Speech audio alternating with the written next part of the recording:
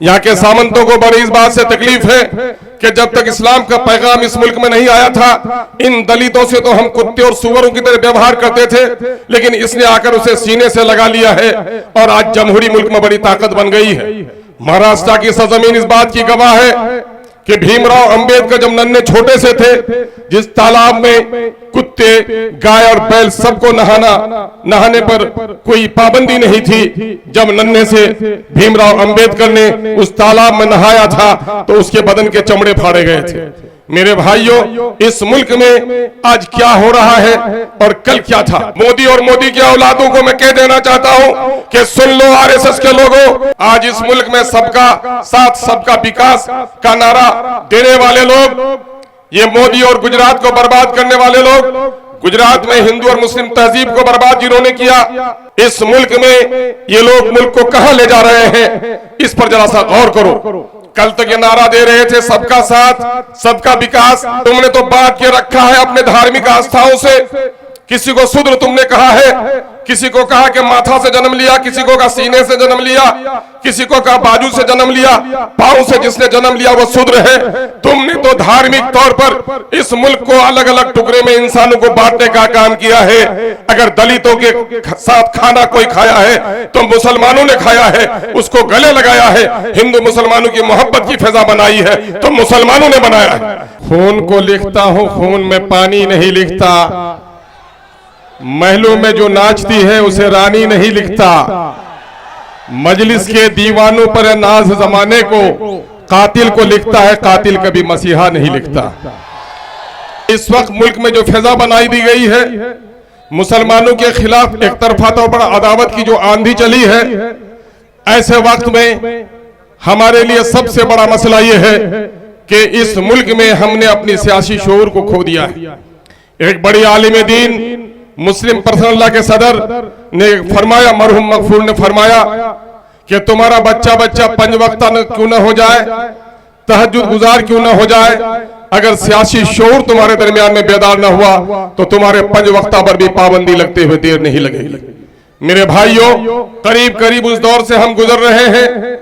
ये सरजमीन हिंद जिसको हमारे सूफियों ने वहदत का गीत यहाँ पर गाया, दबे कुचले इंसानों को जिनके साथ कुत्ते और सुअरों से भी बदतरीन सलूक होता था, उसे तकरीम इंसानियत का, इंसानी इज्जत का, मानव सम्मान का संदेश अगर किसी ने दिया, यकीनन है कि मोदी के पिता ने नहीं दिया, आरएसएस वालों ने नहीं दिया। अगर किसी ने दलित हिंदुओं को गले लगाया है तो मुसलमान सूफियों ने लगाया है। आज यही वजह है कि यहाँ सामंतवादों को मुसलमानों की आबादी खटकती है। आज रिजर्वेशन के जरिए से एसटी को जो भी नौकरी मिल रही है उसमें मुसलमानों की उसी तकरीम इंसानियत, मानव एकता का संदेश का बड़ा पहलू है। यहाँ के सामंतों को बड़ी इस बात से तकलीफ है कि जब तक इस्लाम का पैगाम इस मुल्क में नहीं आया था, इन दलितों से तो हम कुत्ते और सुअरों की तरह व्यवहार करते थे, लेकिन इसने आकर उसे सीने से लगा लिया है और आज जमहूरी मुल्क में बड़ी ताकत बन गई है। महाराष्ट्र की सरजमीन इस बात की गवाह है कि भीमराव अंबेडकर जब नन्हे छोटे से थे, जिस तालाब में कुत्ते, गाय और बैल सबको नहाने पर कोई पाबंदी नहीं थी, जब नन्हे से भीमराव अंबेडकर ने उस तालाब में नहाया था तो उसके बदन के चमड़े फाड़े गए थे। मेरे भाइयों, इस मुल्क में आज क्या हो रहा है और कल क्या था। मैं गैयूर मुसलमानों, दलितों और इंसाफ पसंद हिंदुओं, मैं आपसे कहना चाहता हूं कि इस मुल्क में जब हमारी तादाद 5 और 7% की थी तो इस मुल्क में लाल किला का लाल पत्थर चीख चीख कर कह रहा है, ए मुसलमानों, तुम आज दाढ़ी रखकर दाढ़ी ढक के चल रहे हो, सफर में जाते हो तो टोपियां जेब में कस लेते हो, जो तुम्हारा शरी ताज तुम्हारा है उसको सर पर रखने के बजाय अपनी जान की आफियत के खातिर तुम जेब में उसे छुपा रहे हो। तुम्हारी वो बेटियां मोहल्ले में जिनकी चेहरे को किसी ने नहीं देखा, जब सफर में जाती हैं तो अपने बुर्के और इस्लामी लिबास को उतार देती हैं कि कहीं लिबास की बुनियाद पर मुझको जिल्लत और रुसवाई का सामना न कर पड़े। कभी गैयूर मुसलमानों गौर किया ऐसा क्यों हुआ? ऐसा इसलिए हुआ कि देखो, शेर की तस्वीर होती है, बच्चा उसे फाड़ देता है, लेकिन बिल्ली निकल कर आती है तो बच्चा चीख कर मां के आगोश में जाता है। ताकत तस्वीर में नहीं होती है, ताकत रूह में होती है, ताकत जिस्म में होती है। मुसलमानों ने आज अपने आप को खो दिया है। कहीं फिरकाबंदी है और कहीं जाते हैं। क्या जमाने में पिनपने की यही बातें हैं? कुव्वते फिक्र अमल पहले फना होती है, तब किसी कौम के शौकत पे जवाल आता है। मुसलमानों, मैं आपको दावत इत्तेहाद देने के लिए आया हूं। आज इस मुल्क में सबका साथ सबका विकास का नारा देने वाले लोग, ये मोदी और गुजरात को बर्बाद करने वाले लोग, गुजरात में हिंदू और मुस्लिम तहजीब को बर्बाद जिन्होंने किया, और भले ही सियासी दारुसल्तनत दिल्ली हो, लेकिन माली दारुसल्तनत फाइनेंशियल कैपिटल अगर है तो बम्बई है। बम्बई को भी बर्बाद किया, तो आज बम्बई के बहुत सारे कारोबार को गुजरात में जाकर समेट दिया। बम्बई वाले होश में आओ, इस मुल्क में ये लोग मुल्क को कहां ले जा रहे हैं, इस पर जरा सा गौर करो। कल तक ये नारा दे रहे थे सबका साथ सबका विकास, और आज कह रहे हैं तो बटोगे तो कटोगे, बटोगे तो कटोगे। तुमने तो बांट के रखा है अपने धार्मिक आस्थाओं से।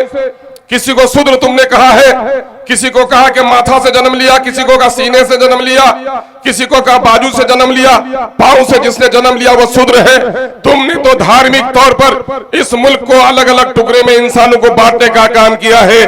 अगर दलितों के साथ खाना कोई खाया है तो मुसलमानों ने खाया है, उसको गले लगाया है, हिंदू मुसलमानों की मोहब्बत की फिजा बनाई है तो मुसलमानों ने बनाया है। आज कटोगे तो बटोगे, किसको? मुसलमानों को तो काट दिया, लेकिन क्या दलितों को तुमने काटना बंद कर दिया है? मेरे दलित भाइयों, मेरे पिछड़े भाइयों, मैं बिहार से आता हूं। बिहार में पिछड़ों और दलित की राजनीति होती है। हिंदुत्व के खिलाफ नीतीश कुमार कुछ दिनों के लिए अलग हुआ था, मोदी से अलग राह उसने चुनी, तो उसने मोदी के मुकाबले के लिए जो सबसे पहला कदम उठाया, उसने कहा मोदी गलत तौर पर हिंदुओं को मुसलमानों के खिलाफ उकसा रहा है और उसको हिंदुओं को सही तस्वीर दिखानी चाहिए। मैं आपको बता रहा हूं, बिहार की आबादी 13 करोड़ की हो गई है। 13 करोड़ में वहां जो अग्री जाति की आबादी है उनकी तादाद बहुत कम है। सबसे बड़ी आबादी है SC ST की 20% आबादी है, 18% आबादी मुसलमानों की है। अग्री जाति के लोगों को जिनकी नौकरी में हिस्सेदारी 20,49,370 आसामिया नौकरियां हैं, वहां पर तुमने काटा है कि बांटा है? मोदी हिसाब दो। आज जाति आधारित गणना करने पर तैयार क्यों नहीं हो? मेरे सीधे साधे भोले भाले हिंदू भाइयों को तुमने राम का झंडा पहनाया, उनके हाथ में डाला। यकीनन है कि राम के आस्था के बारे में हिंदुस्तान में मुसलमानों ने भी राम की तालीमात का समर्थन किया है कि जैसा कुछ तारीख में कहा गया है, अगर ऐसा ही राम था तो यकीनन अच्छा इंसान था। लेकिन राम ने इंसानों के गर्दनों पर तलवार चलाने, गरीबों के साथ भेदभाव करने का तरीका नहीं बताया।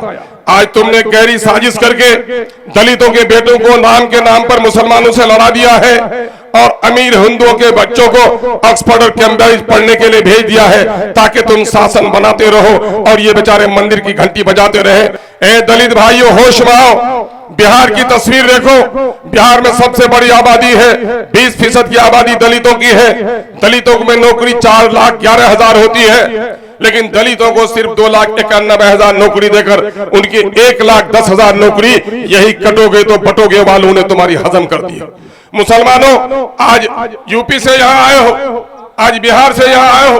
बिहार में तुम्हारे साथ क्या जुल्म हुआ, यूपी में तुम्हारे साथ क्या जुल्म हुआ, और यहाँ भी तुम्हारे साथ क्या पक्षपात हो रहा है? ये सारे चट्टे बट्टे एक ही है। बिहार में मुसलमानों की आबादी 18% है।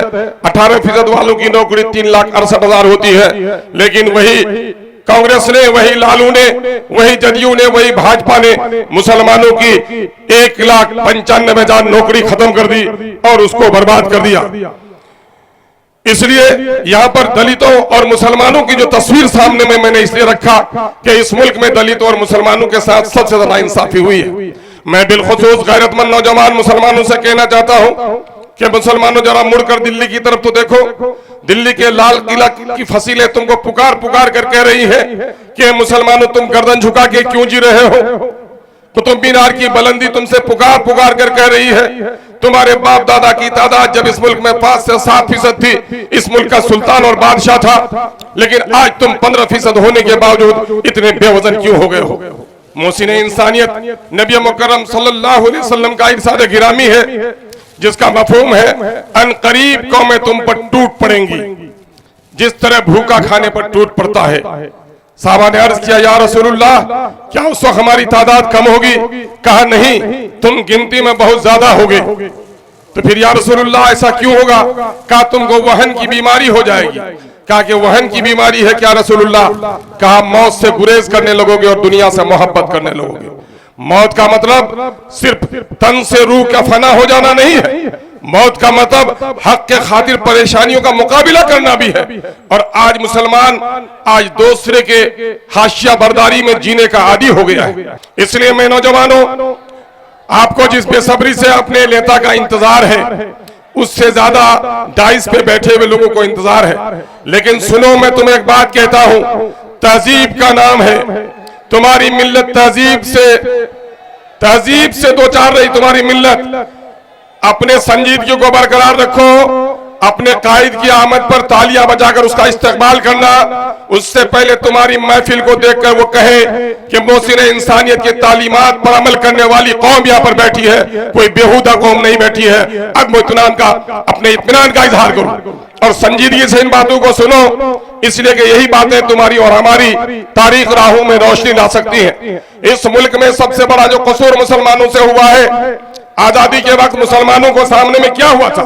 इस मुल्क को बंटवाने में जितना जिन्ना और मुस्लिम लीग पागल थी, उससे ज्यादा कसूर यहाँ के हिंदू लीडरों का भी था।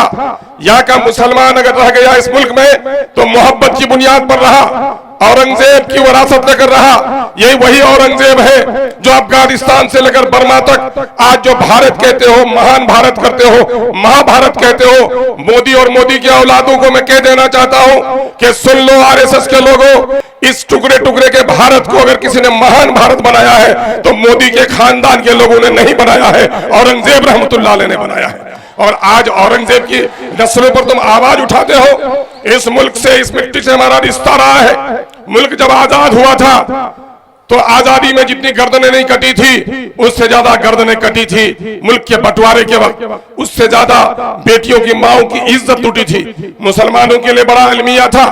ठीक, मैं उसकी तमसील देता हूं कि किसी घर में बेटी की बारात आई हो तो घर की खुशियों का आलम क्या होगा, लेकिन ऐन उसी वक्त बेटी की लाश, बेटे की लाश भी आए, जवान बेटे की लाश आए तो घर के गम का हाल क्या होगा। एक तरफ मुल्क को आजादी मिली थी, दूसरी तरफ मुसलमानों का एक बड़ा हिस्सा बटकर पाकिस्तान बना लिया। हिंदुस्तानी मुसलमानों के लिए गम और मुसीबत का मामला था। मौलाना आजाद ने कहा था कि मुसलमानों, अभी तुम्हारे लिए कोई सियासी जमात बनाने की जरूरत नहीं है, इन्हीं मुल्क की सियासी पार्टियों के साथ काम करो। कुछ दिनों के वक्त भी गुजरे, केरल के मुसलमानों ने कहा कि मौलाना, आसाम के 35% मुसलमान आपकी बात मान सकते हैं, वेस्ट बंगाल के 30% मुसलमान आपकी बात मान सकते हैं, लेकिन हम तो गैरत रखते हैं, हम बगैर सियासी जमात के इस मुल्क में नहीं रह सकते। चुनांचे केरल के लोगों ने अपनी सियासी जमात खड़ी की। गवाही दो, केरल के मुसलमानों की हालत अच्छी है 24% या 35%? आसाम के मुसलमानों की हालत अच्छी है, केरल के मुसलमानों की हालत अच्छी है? बोलो। वही पटेल के जमाने में पुलिस एक्शन हुआ, ऑपरेशन पोलो हुआ, हैदराबाद के इलाके में 1 लाख से ज्यादा मुसलमानों की गर्दनें काटी गई। 5-7 साल गुजरे, बैरिस्टर सैफुद्दीन ओवैसी के दादा मरहूम मगफूर जनाब अब्दुल वाहिद ओवैसी ने फिर एमआईएम का झंडा बुलंद किया। मसलिहत पसंद लोगों ने, डरपोक और कमजोर लोगों ने, मुफाद परस्त लोगों ने, गुलामाना ज़हनियत के लोगों ने कहा, ए ओवैसी, ए अब्दुल वाहिद, इतनी गर्दनें कटी है, तुमको इत्मीनान नहीं हुआ क्या? और भी तू गर्दन कटवाना चाहता है? फिर अपनी पार्टी का झंडा बुलंद किया। क्या कहा अब्दुल वाहिद ओवैसी ने? कान खोलकर सुन लो नौजवानों, कि तुम बगैर सियासी जमात के इस मुल्क में जीना चाहते हो? यकीन जानो, अगर तुमने अपनी सियासी जमात नहीं बनाई तो तुम्हें गर्दन झुका के जीनी पड़ेगी। और जब गर्दन झुका के जियोगे तो तुम्हारी नस्लों से गुलाम जन्म लेगा। मैं सियासी झंडा उठाता हूं, मेरी गर्दन अगर काटी भी जाएंगी तो मेरी नस्लों से सरदार जन्म लेगा। और आज ये बात हरफ बरफ साबित है कि जिस कौम ने अपनी सियासी जमात बनाई, आज 12% तेलंगाना का मुसलमान, हैदराबाद का मुसलमान इज्जत से जी रहा है कि 12% मुसलमान महाराष्ट्र का जी रहा है। 35% मुसलमानों को इज्जत है जो आज हैदराबाद में है। अभी अतर फारूकी बता रहे थे कि उनका इतिहास देखना तो वहां देखो। मिन जुमला ये बात कहना चाहता हूं, सुन लो, अब्दुल के जिस्म का वजन 90 किलो हो, अब्दुल की दोनों टांग कट जाए, 30 किलो की अब्दुल जिंदा है। दोनों बाजू 10 किलो के कट जाए अब्दुल जिंदा है, लेकिन अगर गर्दन कट जाए 4 किलो वजन की तो अब्दुल नहीं है, अब्दुल की लाश है। जान लो, जिस जिस्म में गर्दन नहीं, सर नहीं है, वो लाश है। जिस कौम का कोई लीडर नहीं है, वो भी लाश के मानिंद है।